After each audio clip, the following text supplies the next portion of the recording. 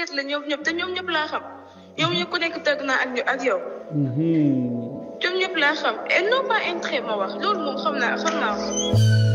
et non pas intérêt ñoom ñëpp tey mu xoolal attends dinaa photo benn liste ci ñi nga xamante ne jot naa leen gis. su ma la ko waxee sax je vais pas me croire. ñii di ay doomu aadama moo tax ils n'ont pas intérêt parce que dañoo foog ne benn une petite gamine lañ nekkal boo xamante ne xamul dara daf la et tout ça te xamul ne lépp lu ñuy def xam naa ko dama leen bàyyi si biir rek. mu ngi noonu nag léegi nag bàyyi ci biir boobu nag te xam ne ñoom ay famille la léegi nag par force nag mu neex mu naqare dafa jot ci taabal nga ne leen yaa ngi may dégg terrain bi soxlawu ma ko dama bëgg ngeen jox ma tabax pour sama fan.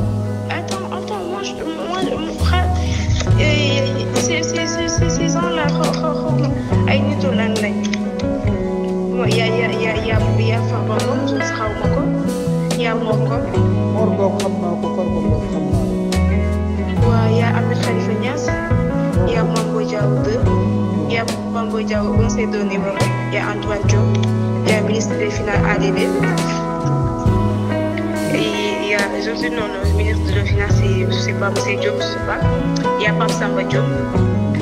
La Diouf, commandant Biriba Faye, il y a Bougane Gueye Dany, il y a maître Abougadi, il y a maître Abdou Djeylani Kane, il y a Mamadou Diallo, il y a Krikou Abdou Mbow, il y a Ali Ndiaye, Pape Samba. Personne n'est au courant de rien.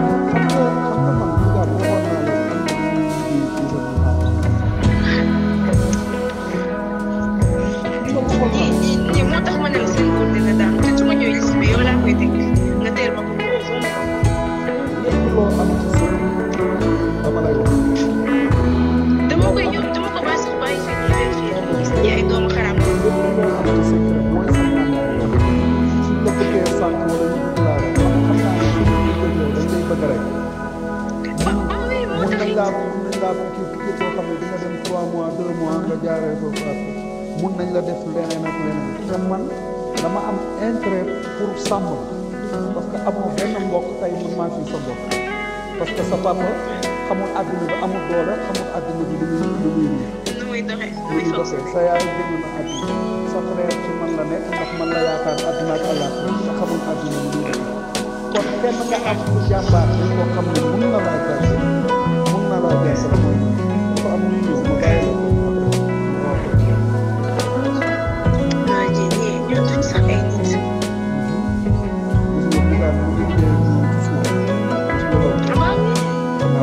la ba pare mel ni kuy pouvoir. Contre que le mec ça aide mais point yi mooy am yëpp da koy sottiwaat. moo leen jox de l'argent pour que mu liggéey day liggéey day def liggéeyam nu mu waree day def liggéeyam. ñi ñu ay doomu xaram moo tax ma ne xam naa lu bëri te des fois dama leen koy wax ça c'est trop xam naa lu bëri. léegi nag boobu nga xam yow da ngay nekk innocent ci kanam seen kanam waaye léegi te pourtant ci innocent boobu ci lay jàppee mu def la ku nekk di ñëw ku nekk di ma ko bàyyi rek mais ñii des seen carte sur table jeex lépp ñii luñ doon def yëpp jeex léegi on va jouer carte sur table. léegi suñu xamee ne yow. amatul neexal ay neexal nekk bi di yaru wala di wane ne dama yaru wala innocent alors que loolu yëpp góobu si dara benn doomam.